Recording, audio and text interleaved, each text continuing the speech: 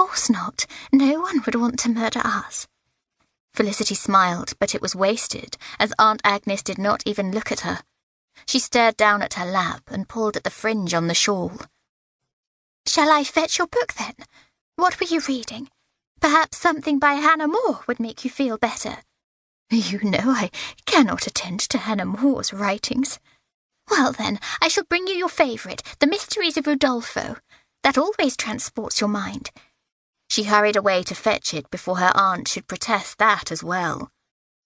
When Felicity handed her the book, Aunt Agnes opened it and seemed to be reading. Felicity poured her a glass of water and brought it to her. Aunt Agnes suddenly closed the book. "I keep seeing that man's face." She burst into tears. Tears pricked Felicity's own eyes. "It was very frightening to see that man there, but we cannot let fear overwhelm us."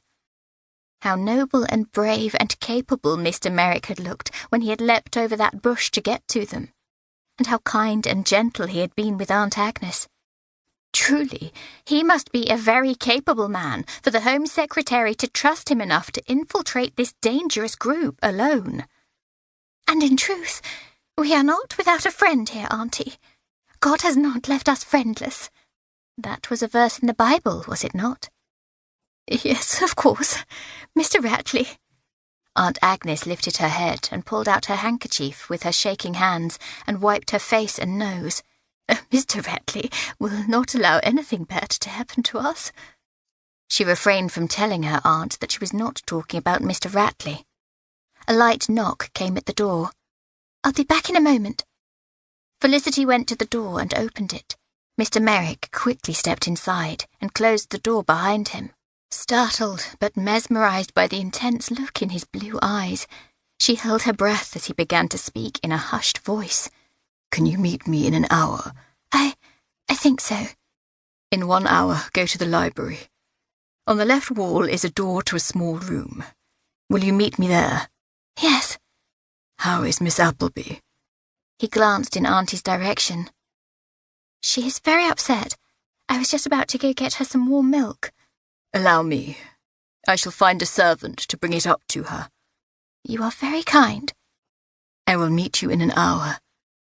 He left as quickly as he had come.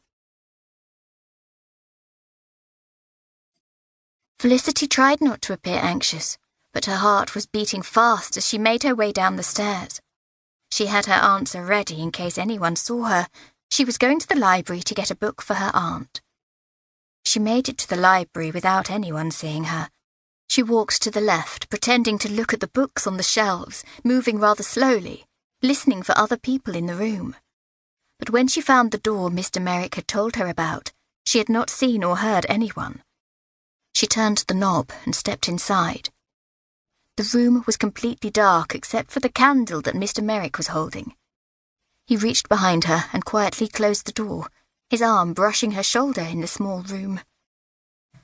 Old books lined the walls and filled the air with a musty smell, but her gaze was arrested by Mr. Merrick's face.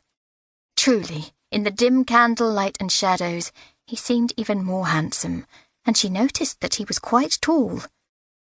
She was endangering her reputation by meeting a man alone at a house party, but she felt safer in this moment than she had in days. "Forgive me for asking you to meet me like this," Mr. Merrick began, his voice low and gravelly. "But I need to know anything that might help me discover who killed Mr. Erickson. Did Miss Appleby see anyone before she found the body?" Mr. Merrick leaned toward her, and she was very aware of his being only inches away. "Neither of us saw anyone else in the garden. I went to look into a bird's nest and Aunt Agnes screamed.